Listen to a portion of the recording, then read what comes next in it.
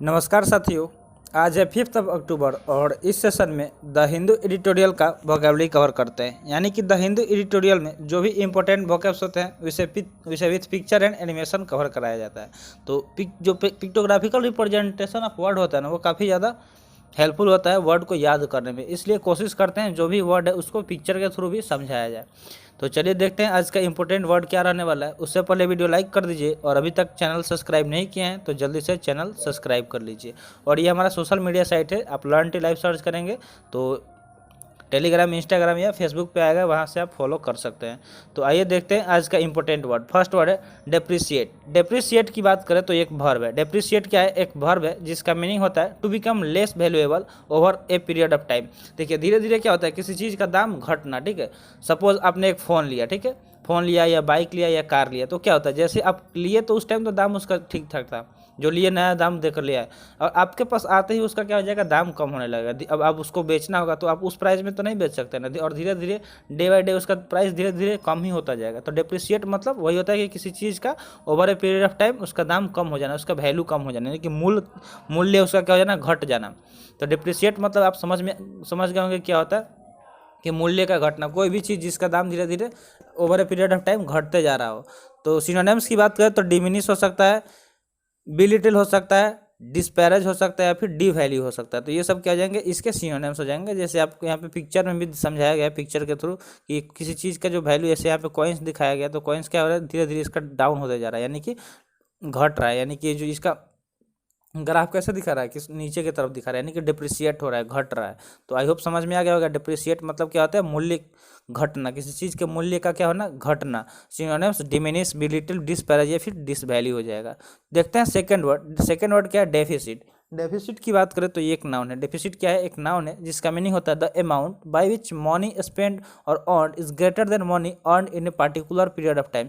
यानी कि ऐसा अमाउंट जो हम लोग स्पेंड कर रहे हैं वो क्या है, ज़्यादा है उस मनी से जिस टाइम हम उस चीज़ को खरीदे थे in a particular period of time, एक खास समय में, तो उसको डेफिसिट बोलते हैं, यानी कि घाटा बोल सकते हैं। ठीक है, क्या हो जाएगा, घाटा हो जाएगा, उसको बोल सकते हैं। मान लीजिए कि कोई चीज़ आप खरीदे और उसका दाम उस टाइम कम था, क्या था उस टाइम, ज़्यादा था, और बाद में उसका दाम कम हो गया, यानी कि आपको क्या होगा कि आपको लगेगा कि हाँ मुझे लॉस हो गया। ठीक है, घाटा हो गया, यानी कि डेफिसिट यानी कि घाटा। ठीक है, तो सिनोनिम्स की बात करें तो सिनोनिम्स क्या हो जाएगा, शॉर्टेज हो सकता है, डेफिशिएंसी हो सकता है, शॉर्टफॉल हो सकता है या फिर लैक हो सकता है। तो ये सब क्या हो जाएंगे, इसके सिनोनिम्स हो जाएंगे।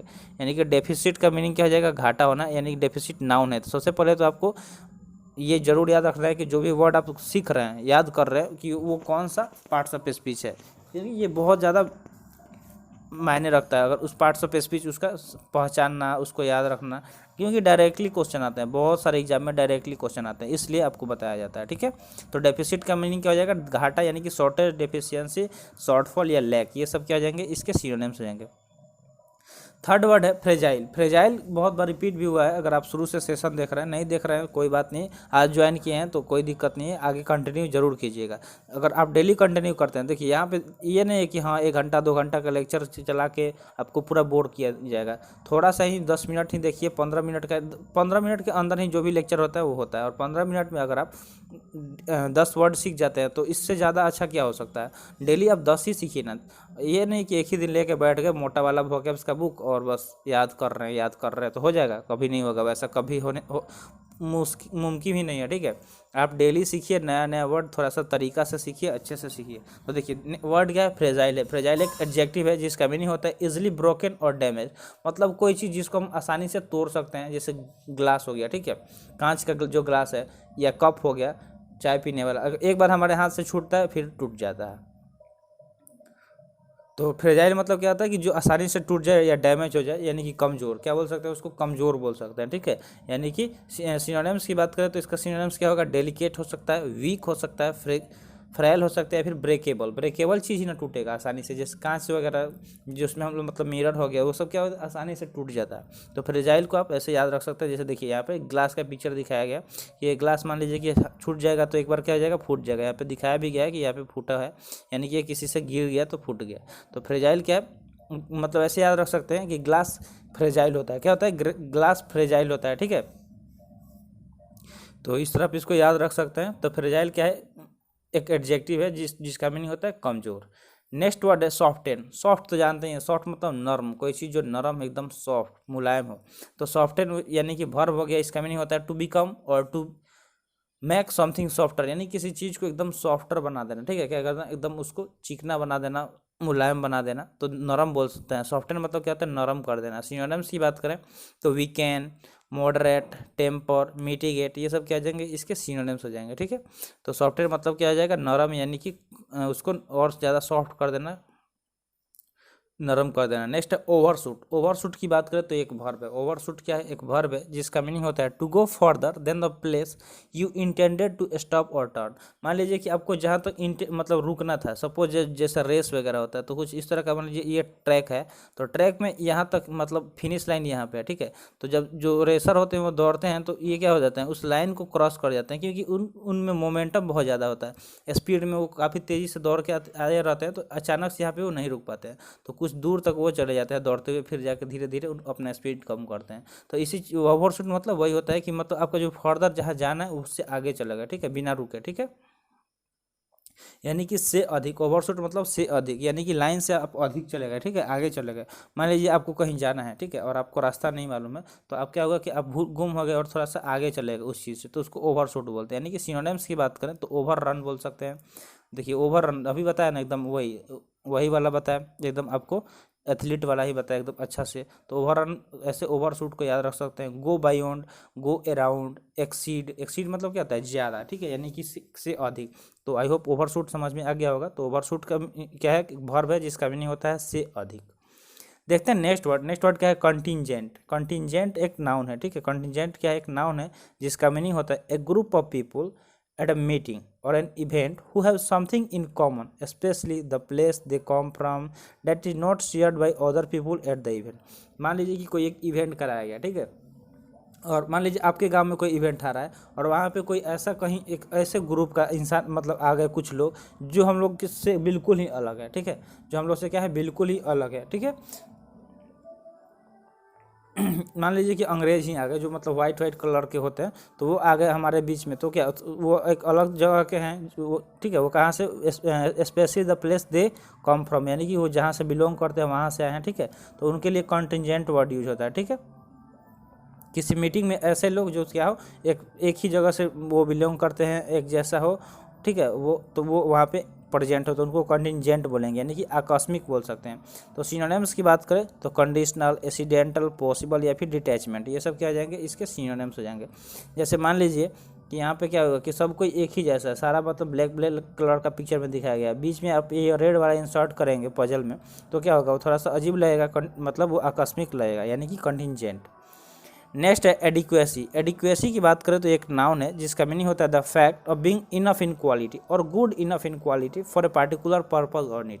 मतलब कोई ऐसा चीज़ जो क्या हो, एडिक्वेट हो, यानी कि पर्याप्त हो, जितना आपको ज़रूरत है। ठीक है, जितना ज़रूरत है उतना हो, इनफ हो। ठीक है, एडिक्वेट, तो वही एडिक्वेसी उसका नाउन फॉर्म है। ठीक है, एडिक्वेट का, यानी कि किसी पार्टिकुलर पर्पज़ के लिए। मान लीजिए कि आपको बस खाना खाना है, तो खाने के लिए उतना ही खाना ना, मतलब एक आदमी के लिए खाना रखा हुआ है, तो वो आपके लिए क्या पर्याप्त है। ठीक है, एक प्लेट खाना एक आदमी के लिए पर्याप्त है।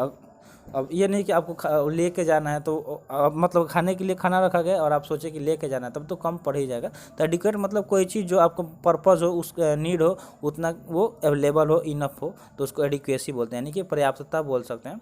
सिनोनिम्स की बात करें तो सफिशियंसी, कॉम्पिटेंसी, इनफ, सुटेबिलिटी, ये सब क्या जाएंगे, इसके सिनोनिम्स हो जाएंगे। तो आई होप आपको एडिक्वेसी समझ में आ गया होगा। एडिक्वेसी नाउन है। ठीक है, एडिक्वेट का ये नाउन फॉर्म है। एडिक्वेट मतलब होता है पर्याप्त मात्रा में कोई चीज़ अवेलेबल होना। ठीक है, नेक्स्ट है डीप।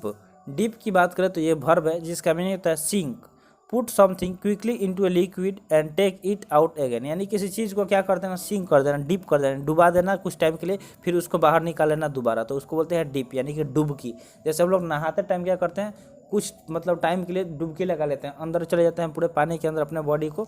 जैसे ये पानी हो गया, ठीक है, ये पानी हो गया, यहाँ पे आप नहा रहे हैं, तो क्या करते हैं, इसमें डुबकी लगा लेते हैं, अंदर चले जाते हैं, फिर थोड़ी देर बाद बाहर निकल जाते हैं, तो उसको ही क्या बोलते हैं, डीप बोलते हैं। यानी कि डुबकी लगा लेना कि पानी में, लिक्विड में, वाटर में। ठीक है, तो डीप मतलब डुबकी। सिनोनिम्स की बात करें तो सिंक, डॉज, डाइव या फिर प्लंज, ये सब क्या हो जाएंगे, इसके सिनोनिम्स हो जाएंगे। जैसे आप पनडुब्बी देखे होंगे, तो पनडुब्बी क्या होता है, तो पनडुब्बी का एक खासियत होता है कि वो पानी के ऊपर भी चलता है, पानी के अंदर भी चलता है। या फिर यहाँ पे देख लीजिए एकदम सटीक सा एग्जाम्पल, क्या होता है, जैसे चाय बिस्कुट, तो हम लोग क्या करते हैं कि, या फिर समोसा चटनी, क्या करते हैं, उसको हम लोग उस लिक्विड में डुबाते हैं, फिर जैसे वो थोड़ा सा गीला होता है उसको खाते हैं। तो डिप मतलब डुबकी लगवा के फिर उसको डुबकी लगवा देना, ठीक है, किसी चीज़ को। तो नेक्स्ट वर्ड है सब्सटेंशियल। क्या है, सब्सटेंशियल। सब्सटेंशियल एक एडजेक्टिव है। सब्सटेंशियल क्या है, एक एडजेक्टिव है जिसका मीनिंग होता है लार्ज इन अमाउंट, वैल्यू और इंपॉर्टेंस। मतलब किसी चीज़ का जो वैल्यू है, उसका महत्व है, उसका अमाउंट क्या हो, ज़्यादा है, तो उसको हम बोलेंगे सब्सटेंशियल, यानी कि भरपूर। क्या बोलेंगे, भरपूर, इसका हिंदी मीनिंग। सिनोनिम्स की बात करें तो सिग्निफिकेंस, कंसिडरेबल, स्ट्रॉन्ग या फिर लार्ज, ये सब क्या हो जाएंगे, इसके सिनोनिम्स हो जाएंगे। तो वर्ड सब्सटेंशियल हो गया जो एक एडजेक्टिव है जिसका मीनिंग क्या होता है कि भरपूर। क्या होता है, भरपूर, यानी कि उस अमाउंट, वैल्यू या फिर इंपॉर्टेंस में क्या हो, ज़्यादा हो। तो आई होप सब्सटेंशियल समझ गए होंगे। देखते हैं नेक्स्ट वर्ड, और ये आज का सेशन का लास्ट वर्ड है, क्या है, डिफेंड। देखिए आप फुटबॉल खेल रहे होते हैं तो उसमें क्या होता है, डिफेंडर्स होते हैं। डिफेंडर्स क्या होते हैं, बचाते हैं, प्रोटेक्ट करते हैं गोल होने से। तो डिफेंड को ऐसे डिफेंडर से याद रख सकते हैं फुटबॉल से रिलेट करके। तो डिफेंड यहाँ पे वर्ब है जिसका मीनिंग होता है to protect somebody something from attack, यानी कि आक्रमण होने से किसी चीज़ पे या किसी को बचाना, ठीक है। तो ये फुटबॉल का एकदम सीधा सा एग्जाम्पल है कि हम लोग जो गोलकीपर होता है या फिर जो डिफेंडर्स होते हैं वो क्या करते हैं, फुटबॉल को गोल होने से बचाते हैं, यानी कि रक्षा करते हैं। तो डिफेंड मतलब रक्षा करना। सिनोनिम्स की बात करें तो protect, guard, safe guard, shield, ये सब क्या हो जाएंगे, इसके सिनोनिम्स हो जाएंगे। शील्ड क्या करता है, हमें बचाता है। जैसे आप देखे होंगे मूवीज़ वगैरह में जो तलवार और जो ढाल लेके लड़ाई करते हैं, तो ढाल ही शील्ड का मतलब ढाल होता है। तो ढाल क्या करता है, तो सामने वाला का जो वार होता है उसको रोकने का काम आता है। पिक्चर में तो आप आसानी से समझ गए होंगे। तो डिफेंड देखिए डिफेंस से भी रिलेट कर सकते हैं। जो हमारे इंडिया का डिफेंस फोर्स है, ठीक है, डिफेंस सेक्टर है, वो क्या करता है, देश का रक्षा करता है जो दुश्मन या पड़ोसी देश हैं उनसे। तो डिफेंड, डिफेंस, ये सारे क्या है, एक ही जैसे हैं। तो आई होप आपको समझ में आ गया होगा वर्ड डिफेंड क्या है। डिफेंड मतलब होता है रक्षा करना, प्रोटेक्ट करना, गार्ड, सेफ गार्ड या फिर शील्ड। तो आज का सेशन यहीं पे समाप्त हुआ। आई होप आपको सेशन पसंद आया होगा। थैंक्स फॉर वॉचिंग, मिलते हैं फिर अगले वीडियो में। जय हिंद।